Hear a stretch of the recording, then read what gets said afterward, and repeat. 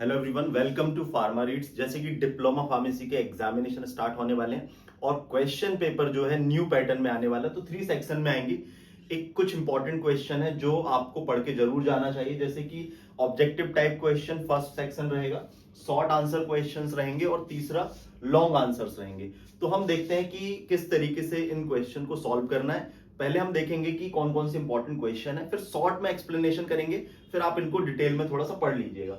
तो सबसे पहले हम समझते हैं कि एमसीक्यूज किस तरीके के आएंगे जो मल्टीपल चॉइस क्वेश्चन है। जैसे पहला क्वेश्चन है, hammer mill used for. Hammer mill जो है किस लिए यूज होती है, तो 4 ऑप्शन है, मिक्सिंग के लिए, साइज रिडक्शन के लिए, फिल्ट्रेशन के लिए, ड्राइंग के लिए। तो हैमर मिल जो है उसका यूज होता है साइज रिडक्शन के लिए। फिर आपका सेकंड क्वेश्चन है, freeze drying is also known as. Freeze drying को हम और किस नाम से जानते हैं, तो spray drying, lyophilization, sun drying और फ्लूइडाइज्ड बेड ड्राइंग के नाम से।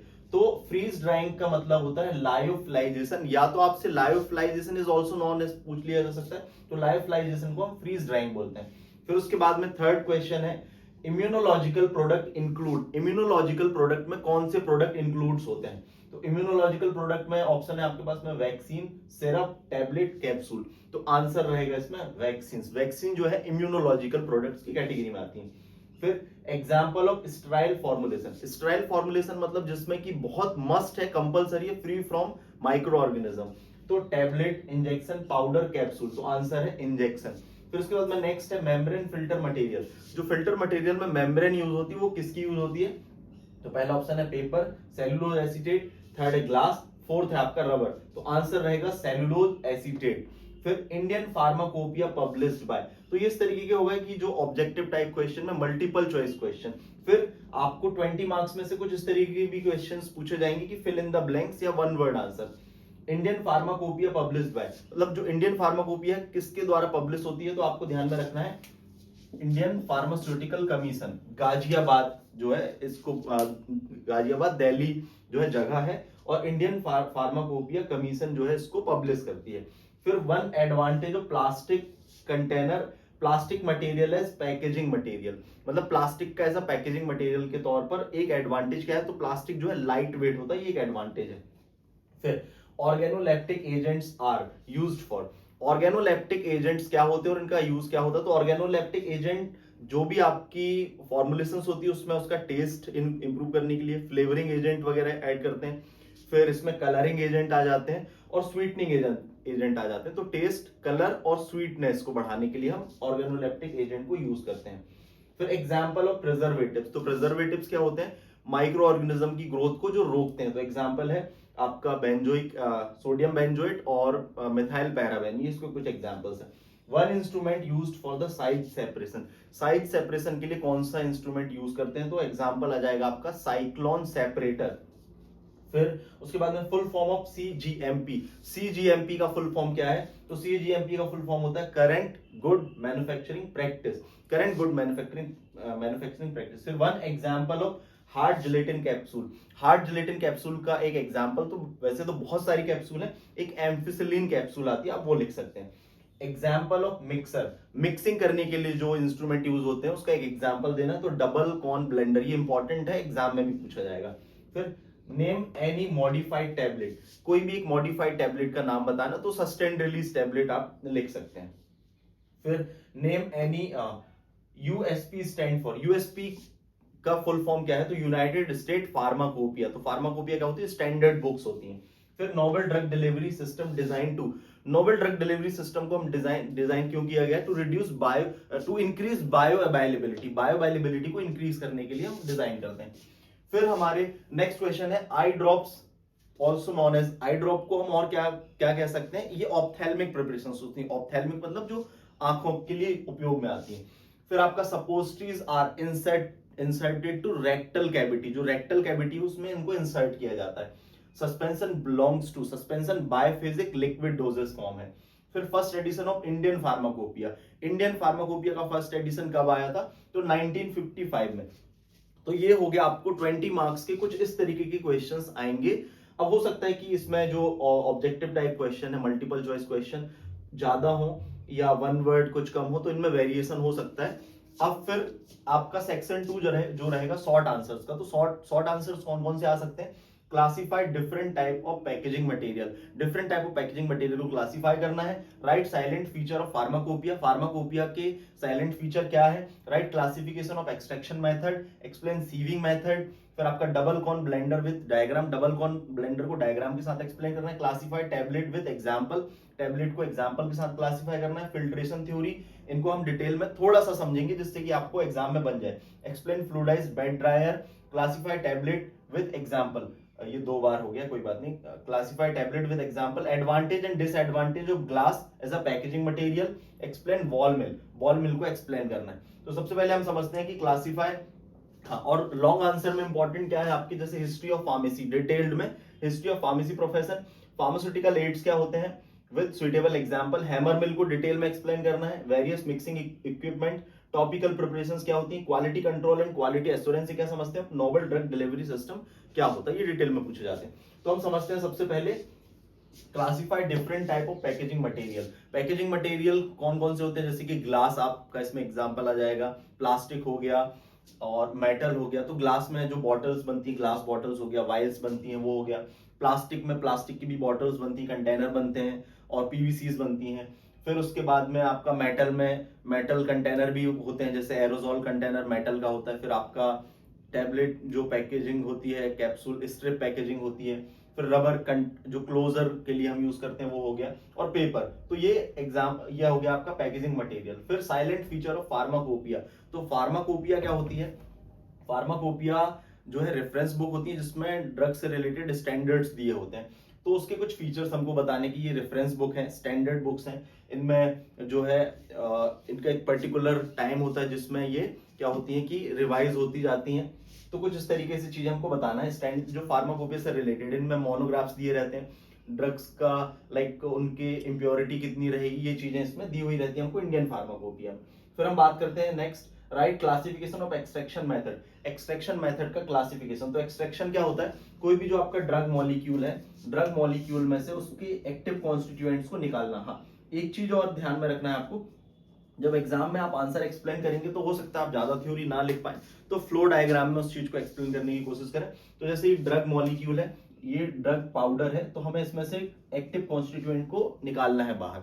तो इस प्रोसेस को हम बोलते हैं एक्सट्रैक्शन। तो एक्सट्रैक्शन की कौन कौन सी प्रोसेस होती है, जैसे कि एग्जांपल की हम बात करें, एक होता है मैसीरेशन, और एक होता है आपका इन्फ्यूजन, और एक होता है आपका पर्कुलेशन, और एक होता है आपका डिकॉक्शन। ये कुछ मेथड्स हैं। तो हम बात करें एक्सट्रैक्शन में मैसीरेशन की, तो मैसीरेशन में सिंपल क्या होता है, ड्रग को हम कंटेनर में ड्रग को ले लेते हैं और उसमें जो भी सॉल्वेंट उसमें ऐड कर देते हैं और धीरे धीरे ड्रग को एक्सट्रैक्ट आउट होने देते हैं। मतलब इसमें हम कोई हीटिंग अप्लाई नहीं करते हैं। और फिर हम बात करते हैं पर्कुलेशन की। तो पर्कुलेशन भी क्या होती है, कोल्ड प्रोसेस होती है, जिसमें हम क्या करते हैं, ड्रग लेते हैं, एक तरीके का कंटेनर डिजाइन होता है, ड्रग को इसमें से डाल देते हैं और सॉल्वेंट इसमें से पास होने देते हैं धीरे धीरे। तो सॉल्वेंट क्या होता है, इसमें मूविंग होता है पर्कुलेशन में। मैसीरेशन में सॉल्वेंट में ड्रग कंटिन्यू डिप रहती है, डूबी हुई रहती है। फिर तीसरा आपका आता है इन्फ्यूजन। इन्फ्यूजन में क्या होता है, हम जो फ्रेश ड्रग होती है उसको सॉल्वेंट के साथ में हीट या कोल्ड ट्रीटमेंट देते हैं जिससे कि कॉन्स्टिट्यूएंट बाहर आए। फिर हम बात करते हैं डिकॉक्शन की। तो डिकॉक्शन में हम ड्रग को वाटर में या जो कोई सॉल्वेंट उसमें डाल के उसमें बॉईल कर देते हैं, तो उस तरीके के मेथड को हम डिकॉक्शन बोलते हैं। तो ये हुआ अपना एक्सट्रैक्शन के बारे में। फिर एक्सप्लेन सीविंग मेथड। तो सीविंग मेथड क्या है, सीविंग मेथड जो है साइज सेपरेशन के लिए होती है। साइज को मतलब अलग अलग पार्टिकल्स जो है साइज के अकॉर्डिंग उनको सेपरेट करने के लिए होती है। इसमें हम डिफरेंट स्टैंडर्ड सीव्स यूज करते हैं। सीव्स मतलब एक छन्नी के टाइप की स्ट्रक्चर होता है। तो जो सीव्स होती हैं, ठीक है ना, इनमें क्या होते हैं, पोर्स होते हैं, छोटे छोटे पोर्स होते हैं। ये पोर्स अलग अलग साइज के होते हैं, जैसे सीव नंबर 80, सीव नंबर 60, सीव नंबर 20। तो हम इनको क्या करते हैं, अलग अलग करते हैं। मतलब सीव नंबर का मतलब क्या होता है कि इसकी एक स्क्वायर इंच में कितने नंबर ऑफ पोर है। जैसे 80 नंबर की सीव है तो उस एक स्क्वायर इंच में 80 पोर है। 20 नंबर की सीव है तो उस एक स्क्वायर इंच में 20 पोर है। तो ज्यादा बड़ा साइज 20 नंबर का होगा, फिर 80 नंबर का होगा, बीच में 60 नंबर का होगा। तो हम क्या करते हैं, इसमें एक सीव सेकर होता है इंस्ट्रूमेंट हम उसको अकॉर्डिंगली जमा देते हैं। जैसे 20 नंबर की सीप सबसे ऊपर, फिर 60 नंबर की, फिर 80 नंबर की।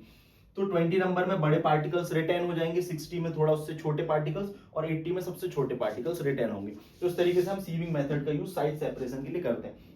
तो नेक्स्ट है आपका double cone blender with diagram. तो डबल कॉन ब्लेंडर क्या है, जैसे कि नाम इंडिकेट कर रहा है डबल कॉन ब्लेंडर। तो ये डबल कॉन ब्लेंडर एक कॉन टाइप का स्ट्रक्चर रहेगा आपका, इस तरीके का डबल कॉन ब्लेंडर। बहुत इजी है, exam is not much tough, थोड़ा सा बस आपको समझना है। तो ब्लेंडर का यूज क्या है, पहले तो आपको ये बता देना, ब्लेंडर्स क्या होते हैं कि मिक्सिंग इक्विपमेंट है, मिक्सिंग के लिए हम इसका यूटिलाइज करते हैं। तो जो भी मटेरियल हमको ये डबल कॉन का drum, double cone like drum structure होता है, जिसमें हम मटेरियल क्या कर देते हैं, एंटर कर देते हैं, और मटेरियल एंटर करने के बाद में ये एक साफ्ट से जुड़ा हुआ रहता है। साफ्ट क्या होता है, मूव करता है, तो मटेरियल आपका मिक्स हो जाता है। ये किसी भी डायरेक्शन में मूव कर सकता है आपका डबल कॉन ब्लेंडर।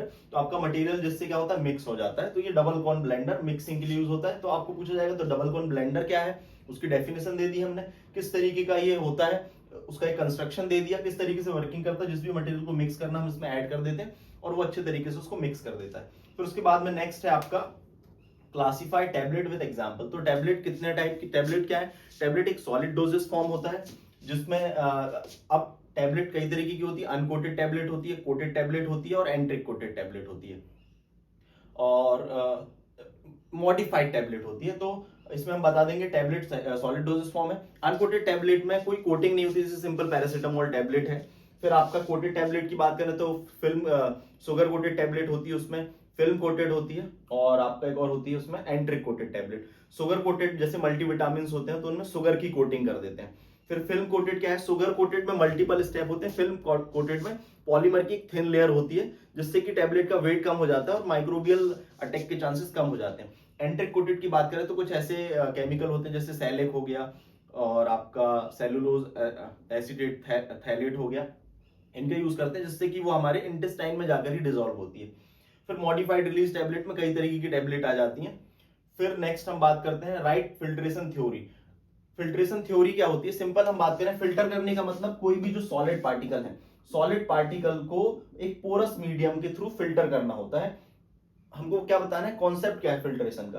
तो सॉलिड, इसमें कॉन्सेप्ट क्या है, हमको सॉलिड पार्टिकल्स को अलग करना है आपका सॉल्वेंट में से। तो इसके लिए पोरस मीडियम होगा, उस पोरस मीडियम से हम सॉलिड और लिक्विड को पास करते हैं, जिसमें पोरस मीडियम में सॉलिड क्या होते हैं, रिटेन हो जाते हैं, रुक जाते हैं, और जो आपका लिक्विड है वो फिल्टर हो जाता है, अलग हो जाता है। तो ये बेसिक कॉन्सेप्ट है। अब हम यहाँ पर क्या कर सकते हैं, वैक्यूम का यूज कर सकते हैं या फोर्स्ड फिल्ट्रेशन कर सकते हैं। तो ये बेसिक थ्योरी है फिल्ट्रेशन की। फिल्ट्रेशन प्रोडक्ट को अलग करने के लिए, इंप्योरिटी को अलग करने के लिए हम यूज करते हैं, ये बता सकते हैं हम। फिर explain fluidised bed dryer. Fluidized bed dryer की बात करें तो जैसे कि नेम इंडिकेट कर रहा है फ्लूइडाइज्ड, फ्लूइडाइज्ड करना मतलब किसी चीज का हवा में उड़ जाना। ड्रायर का मतलब जो ड्राई करने के लिए यूज होता है। कई सारे पाउडर मटेरियल होते हैं, उनको ड्राई करना होता है बिफोर मैन्युफैक्चरिंग।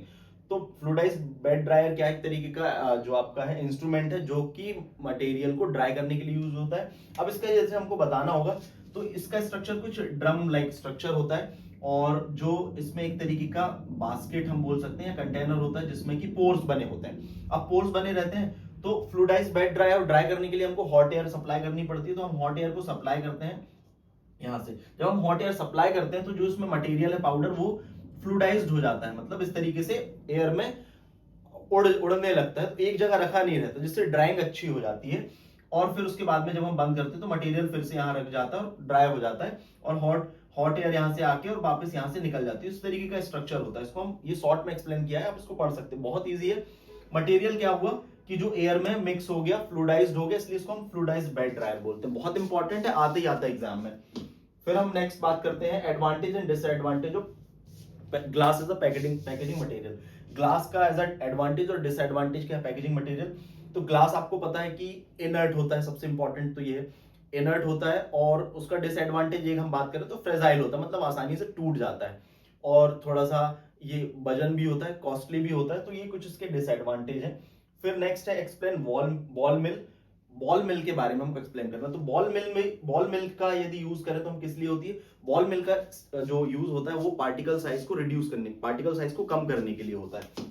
तो एज इंडिकेटिंग की बॉल मिल, तो ये एक सिलेंड्रिकल ड्रम होता है। बॉल मिल की हम बात करें, एक सिलेंड्रिकल ड्रम होगा, और इसमें क्या होगा कि साफ्ट से ये बॉल मिल जुड़ी रहेगी। इसमें क्या होगी, बॉल्स होंगी।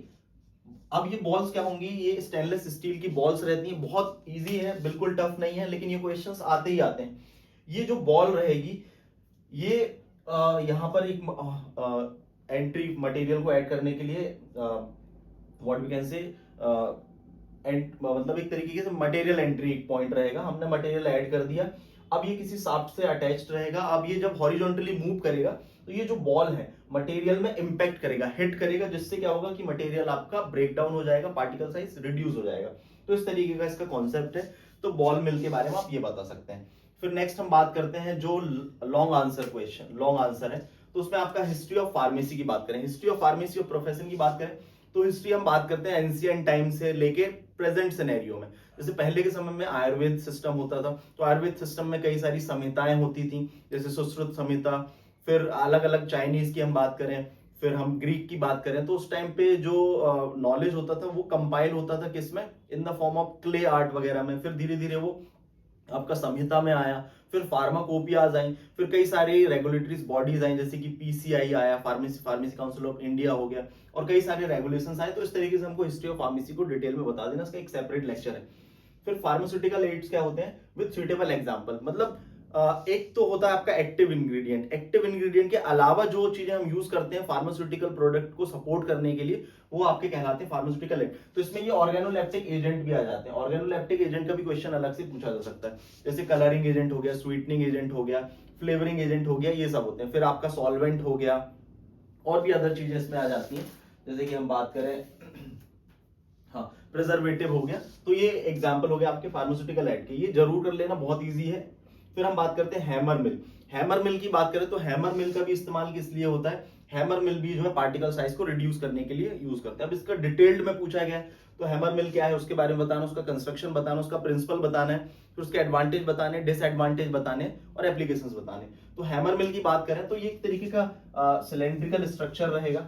इस सिलेंड्रिकल स्ट्रक्चर्स में क्या एक स्क्रीन लगी रहेगी, स्क्रीन मतलब कि जिसमें छोटे छोटे पार्टिकल्स ब्रेक होंगे जब, तो वो अलग हो जाए। यहाँ पर एक मटेरियल एंट्री पॉइंट रहेगा, और यहाँ पर क्या रहेगा, एक शाफ्ट से हैमर जुड़े रहेंगे इस तरीके से।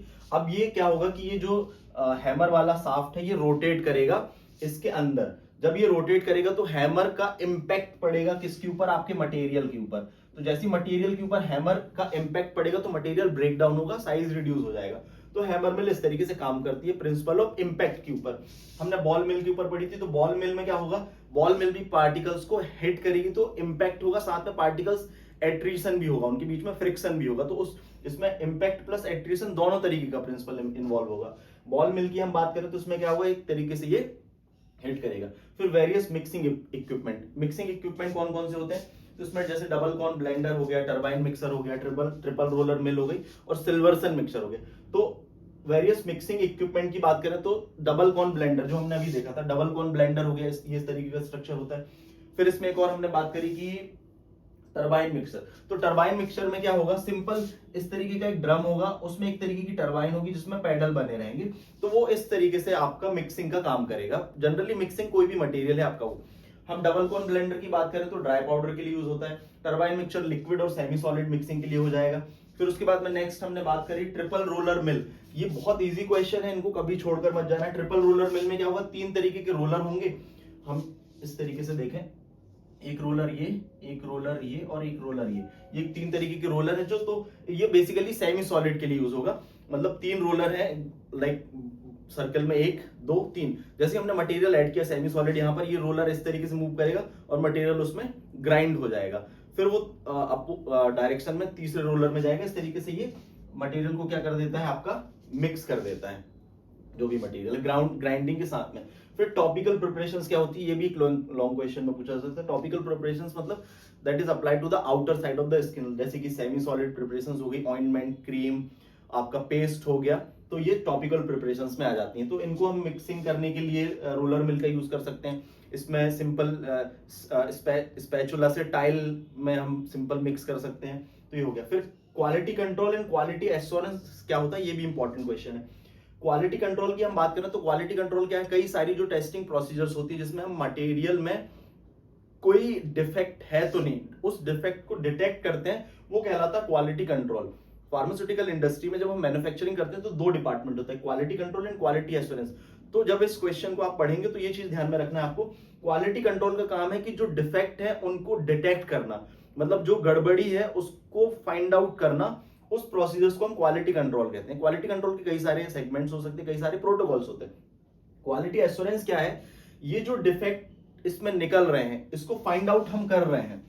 अब उनको कितना से कितना हम मिनिमाइज कर सकते हैं, हम ऐसी कौन सी प्रोसीजर फॉलो कर सकते हैं, कौन सी स्टैंडर्ड प्रोसीजर्स को डेवलप कर सकते हैं कि ये जो डिफेक्ट हम डिटेक्ट कर रहे हैं ये डिफेक्ट मिनिमाइज हो जाए। तो क्वालिटी कंट्रोल डिटेक्ट को डिटरमाइन करता है, डिटेक्ट करता है, और क्वालिटी एश्योरेंस डिफेक्ट को मिनिमाइज करने का काम करता है। फिर हम बात करते हैं नोबल ड्रग डिलीवरी सिस्टम की। जो लास्ट क्वेश्चन है बहुत इंपॉर्टेंट है।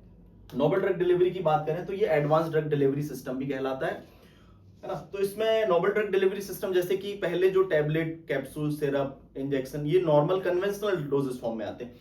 नोबल ड्रग डिलीवरी सिस्टम का कॉन्सेप्ट ये है कि इसमें एक तरीके की टारगेटिंग की जाती है और कंट्रोल रिलीज सिस्टम डेवलप किया जाता है। टारगेटिंग में जैसे कि कैंसर थेरेपी हो गई या एक क्रॉनिक डिसीज है उनकी टारगेटिंग हमको करना है, तो इस तरीके से नोबल ड्रग डिलीवरी सिस्टम को डेवलप किया जाता है। इसमें कई सारे कॉन्सेप्ट है जैसे कि इम्प्लांट हो गया, लाइपोसोम हो गया, नैनो पार्टिकल्स हो गए, डेंड्रीमर्स हो गए, रिसील्ड एरिथ्रोसाइट्स हो गई, बहुत सारे इसमें जो है आपके डोजेस फॉर्म आते हैं। तो इसमें नोबल ड्रग डिलीवरी सिस्टम जैसे हम एक्सप्लेन करने की कोशिश करेंगे तो कैसे करेंगे, टारगेटेड ड्रग डिलीवरी सिस्टम। तो इसमें दो तरीके की टारगेटिंग होती है, पैसिव टारगेटिंग और एक एक्टिव टारगेटिंग। जैसे कैंसर सेल है तो कैंसर सेल में बहुत सारे पोर्स हो जाते हैं, तो हमने कोई नैनो पार्टिकल्स को जब डिलीवर किया तो नैनो पार्टिकल और उस पोर में क्या होंगे, एंट्रैप हो जाएंगे, जिससे कि वो टारगेटिंग हो गई। और क्या होता है एक्टिव टारगेटिंग में, जो कैंसर सेल है वहां पर कुछ इस तरीके के मॉलिक्यूल्स होंगे, तो हम एक लीगेंड जो है आपका ड्रग है उसमें ऐड कर देंगे तो वो जाके उस पर्टिकुलर जगह में जाके अटैच हो जाएगा, तो ये एक्टिव टारगेटिंग कहलाती है। कंट्रोल रिलीज में क्या होता है, जैसे कि हम सस्टेन रिलीज बनाते हैं कई तरीके के, तो ये कुछ हुए इसमें। एक और इसमें हम ऐड कर सकते हैं, यहाँ पर जो डबल हो गया है क्लासिफाइड टैबलेट, इसमें एरोजोल कंटेनर, जो एरोजोल कंटेनर होते हैं वो जो अस्थमा वगैरह में यूज होते हैं उसके बारे में, ये भी एक इंपॉर्टेंट क्वेश्चन है। तो ये हमारे इंपॉर्टेंट क्वेश्चन हो गए जो कि आपको आरजीपीपी डिप्लोमा में पूछे जा सकते हैं। तो इनको मैंने शॉर्ट में एक्सप्लेन किया, आप थोड़ा सा डिटेल में पढ़ लेना। आपने इतना भी पढ़ लिया तो आप बहुत अच्छे से एग्जाम पास कर सकते हैं। Wish you all the very best. Thank you very much.